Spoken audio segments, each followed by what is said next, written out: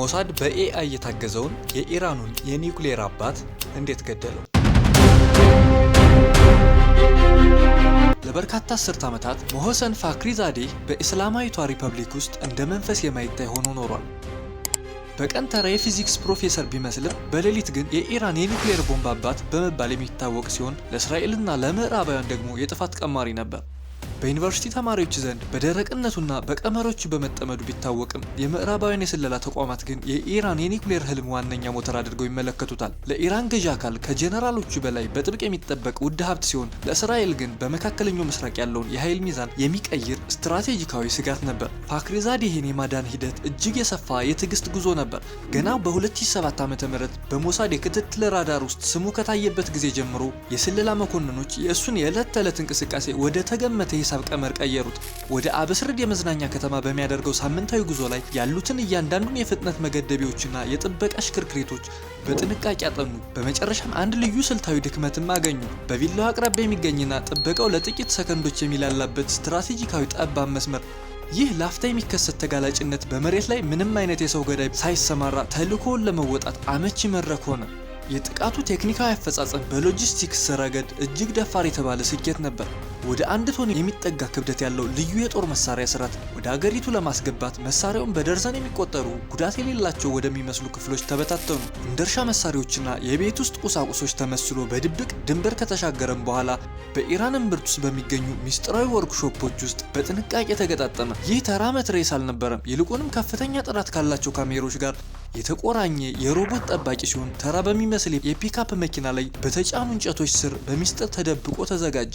የዚህ ክንውን ዋነኛ ሚስጥር በባሊስቲክስ እና በሰው ሰራሽ ብልህነት መካከል የተፈጠረው አብዮታዊ ቅንጅት ነበር። በሺዎች የሚቆጠሩ ኪሎ ሜትሮችን ርቆ ከሚገኝ የቁጥጥር ማዕከል በመሆን የሞሳድ ቴክኒሻኖች የሳተላይት ምልክቶች የሚፈጥሩትን መዘግየት በኤአይ ሶፍትዌር አሻሻሉት። መሳሪያው የታላሚውን መኪና ፍጥነት፣ የመኪናውን ንዝረትና የመሳሪያውን የኋላ ምት በቅጽበት እያሰላ ኢላማውን አረጋገጠ። ይህ ዲጂታላዊ አይን እጅግ የሚያስደነግጥ ትክክለኛነትን የፈጠረ ሲሆን፣ ጥቂት ኢንች ብቻ ርቆ በመኪና ውስጥ የነበረውን ባለቤቱን ብቻ ለይቶ እንዲመታም አስችሎታል።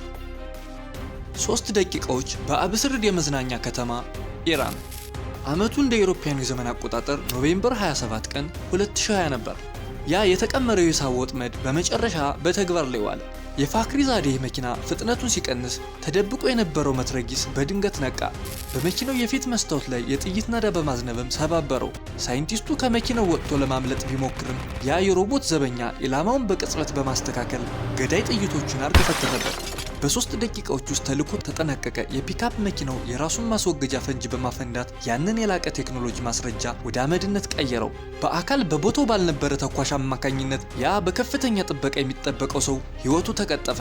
ከግድያው ማግስት በኢራን መንግስታዊ መዋቅር ውስጥ ከፍተኛ ድንጋጤን ተፈጠረ።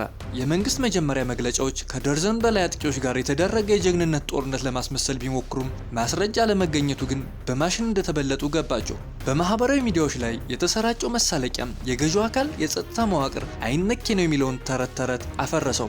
ይህ ክስተት የማይደፈሩ የተባሉ የጥበቃ አጥሮችን በረቂቅ ቴክኖሎጂ በማፍረስ የአገሪቱን መሪዎች በገዛ ቤታቸው ውስጥ ለጥቃት የተጋለጡና የደህንነት ስጋት የወደቀባቸው እንዲሆኑ ማድረጋቸው። የፋክሪዛዴህ ሞት በዓለም አቀፍ የግጭት ታሪክ ውስጥ ትልቅ ለውጥ የታየበት ክስተት ነው። ይህም በሩቅ መቆጣጠሪያ በሚንቀሳቀሱ ሮቦት የተፈጸመ የመጀመሪያው ከፍተኛ ደረጃ ግድያ ነው።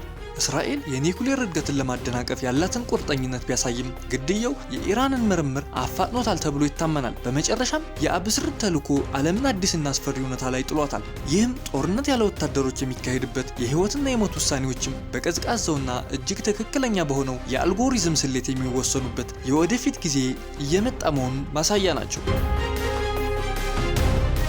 አብራችሁን ስለነበራችሁ እናመሰግናለን። ቻናሉን ሰብስክራይብ ማድረጋችሁን እንዳትረሱ።